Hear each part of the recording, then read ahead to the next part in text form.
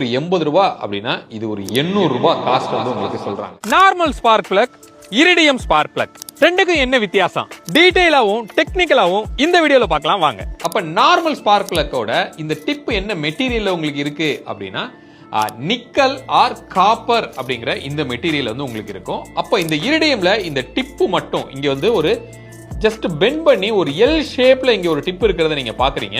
இந்த டிப்பு மட்டும் இது இரிடியம்ல இருக்கும். இதோட திக்னஸ் 0.4ல இருந்து 0.6 mm வரைக்கும் இந்த டிப்பு இருந்தாலே வந்து உங்களுக்கு போதும்.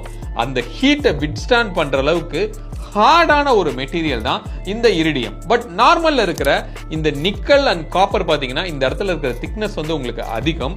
இதோடைய மெல்டிங் பாயிண்ட் வந்து ரொம்ப கம்மி அப்படின்னு நம்ம சொல்லலாம். அப்போ இந்த நார்மல் பிளக்ல இந்த நிக்கல் ஆர் காப்பர்ல இருக்கிற இந்த மெட்டீரியல் காலப்போக்கில் அதாவது ஒரு 15,000ல இருந்து 30,000 கிலோமீட்டர்ல இந்த மெட்டீரியலோட ப்ராப்பர்ட்டி அது வந்து இழந்து அது ஒன்னு பெண்டாக ஆரம்பிக்குது, கீழ் நோக்கியோ இல்ல மேல் நோக்கியோ. அப்படி ஆகும்போது இந்த கேப் வந்து உங்களுக்கு மாறுது.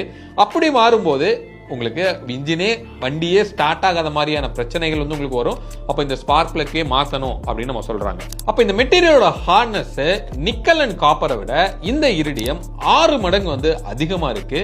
அதனால இதோட லைஃப் அதிகமா இருக்கு. இதோட டிஃப்ளெக்ஷன் அதாவது இதோட டிஃபார்ம் வந்து ஆகிற பாசிபிலிட்டி அப்படிங்கிறது ரொம்ப கம்மி. ஸோ அதனால இதோட லைஃப் அப்படிங்கிறது 1,00,000 கிலோமீட்டர் வரைக்கும் வரும் அப்படின்னு சொல்றாங்க. இதை தவிர இதுல வேற என்ன நமக்கு அட்வான்டேஜ் கிடைக்க போகுது அப்படின்னு கேட்டீங்கன்னா இதுல நல்ல ஸ்ட்ராங்கான ஹெவியான ஸ்பார்க் வந்து உங்களுக்கு கிரியேட் ஆகுது. அதனால உள்ள வர்ற ஃபியூவலை கம்ப்ளீட் பர்ன் பண்றதுக்குரிய பாசிபிலிட்டி ரொம்பவே வந்து உங்களுக்கு அதிகம்.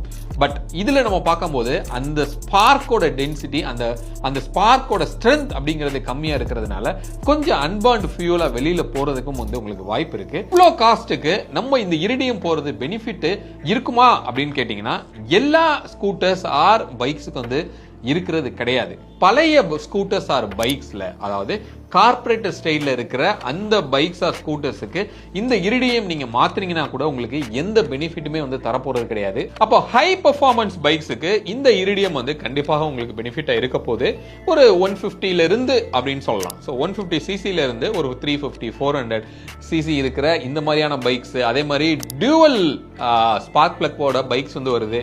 அதுல எல்லாம் பாத்தீங்க அப்படின்னா இது டெஃபினட்டா ஒரு பெட்டரான ஒரு ரிசல்ட் உங்களுக்கு கொடுக்கறதுக்கு வாய்ப்பு இருக்கும்.